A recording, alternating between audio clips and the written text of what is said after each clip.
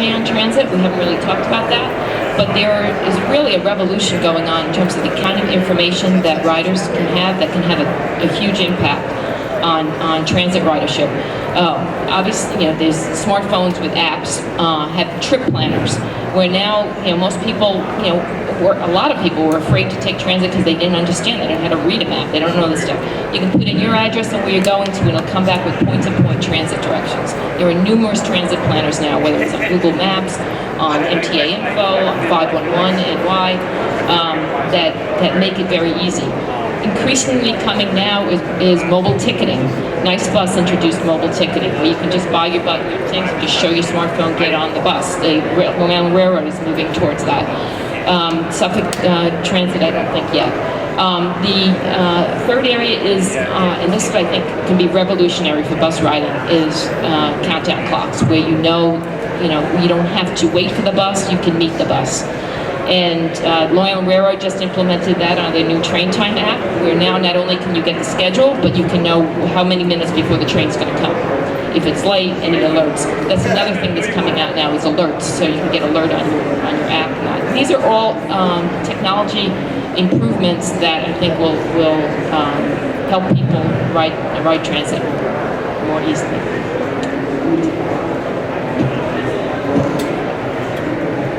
So thank you to everyone on the panel. I just want to say that the pre-tax benefit, I'm proud to say that Greenwood Peterson, we brought that on board as a benefit to our employees. We've got about 185 people in the New York, Long Island and New York area, and it's a great benefit. And one little enhancement that you may be aware of is that this in 2015 we're going to have it on our FSA card, so you can actually, it just makes it easier for the claims and all. So that's a whole other area that, again, bringing in the technology and all the different aspects. So I think we'll have time for just a couple of questions. I know we're pressing on lunch, but there was a lot of information that was presented, and I see a fellow with his hand up, and so I'll turn it over to you.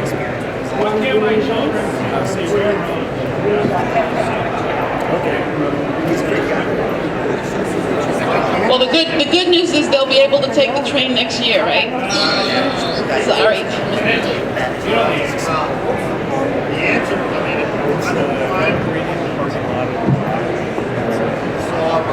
Conversation a couple of weeks ago. I mean, I'm a prime proponent of reopening the line that runs right next to the Coliseum. We've expanded transit service so much that the only mammals that can get to the Coliseum by train now are the elephants, which do every time the circus. There is a line that runs right by the Coliseum. I'm a firm supporter of reopening that line so that people can get there from Hempstead and Jamaica. Getting it from the east is going to be a little more difficult, but you can run bus service directly from either Mineola or Hicksville easily to the Coliseum. And people assume the Islanders are leaving there for the Coliseum is going to be the end of the Coliseum. The Coliseum will actually have more events, Mr. Ratner's proposal goes forward, which I'm sure it will, than it does now. And our ability to provide mass transit service to the Coliseum is still essential. So I'm hoping that Nassau County, which has to be part of this discussion, will support that initiative.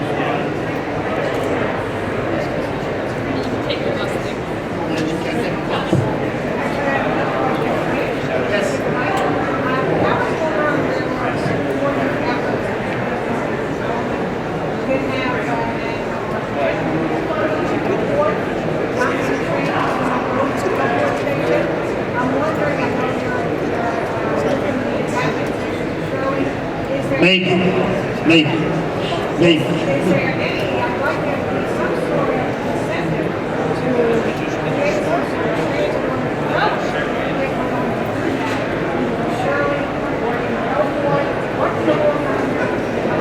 We will, and Bob Haley is here from MTA who works on transit-oriented development. Our philosophy at the railroad has been that where there's transit-oriented development opportunities, the railroad will be a player in that context. So we have come in, obviously, one of the benefits of having transit-oriented development Farmingdale, Wyandanch, Ronkonkoma, is that gives additional impetus for the second track, because you will have more people who live by the train station. Hopefully there will be more people who therefore will take the train or want to take the train in those aspects. But we have to be there after the town or the village, depending on where you are, has done that perspective. Patchogue, as you know, has made a major move toward transit-oriented development. As a result of that, we have added 4 more trains to Patchogue in the last couple of years, and will improve the signal system to Patchogue to allow us to even do more. But the development has to come first because the people have to be there. Once they're there, the railroad will be a player in ensuring that additional service happens, without a doubt. I mean, and that's one of our goals now in Huntington. Huntington has major plans for additional development around the station. And once that happens, we're hopeful that the town will help us find a yard so that we can provide more service to Huntington. We want to provide more service to Huntington, but we can't at the moment. But the ability to have more people there will enable us, hopefully, to find a yard with the town and be able to do what's necessary.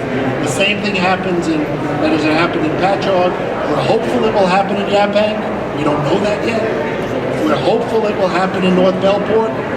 We're hopeful, but once those developments, right.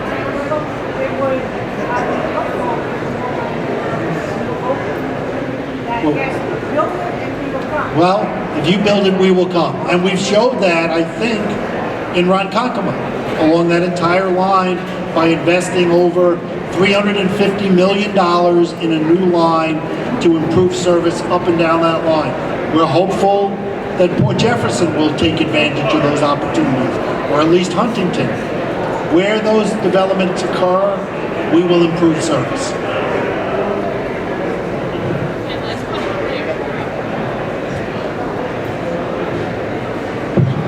I have a question for Mitch. We talked about restoring service on weekend service on West Hempstead, half hour on Port Washington, and now you talked about restoring service on the line to the National Coliseum. The transit advocate, I know, has suggested as an alternative to the third track, extending that line, restoring that line to Bethpage. I don't see that as an alternative to the third track. I see it as a complement to the third track. They do different things, okay? You know, we may look at a variety of options as we do that. We're going to need, there is no question, increased capacity through Nassau County for the train system, because everybody goes through Nassau County. Whether you live in Nassau County or you live in Suffolk County, whichever way you're going in that context. So we're going to need increased capacity in Nassau County for the train. However we can do that, we're more than happy to look at a variety of ways to do so. You know, one thing I didn't mention, we're going to make a significant investment in the Hicksville station, $80 million. That the contract has already been let to basically redo the entire Hicksville station. Hicksville would be a perfect opportunity for transit-oriented development. So there's a case where we're making the first investment. We're hoping the town and the county come afterward in that regard. But you know, any type of opportunities in Nassau County are going to be necessary, because all of our trains, other than Port Washington, of course, get through that. On Port Washington, we just let a contract the other month to redo Colonial Road Bridge, which is an impediment on the Port Washington branch, and build a new track around it so that we can have opportunities to move trains back and forth, which is essential. We're doing the same thing in Massapequa Park. We're redoing the station, and as part of that, we're building an access track around the station so that trains can go back and forth without having to get, you know, if there's a problem in that regard. So all of those places where capacity is possible, we will do.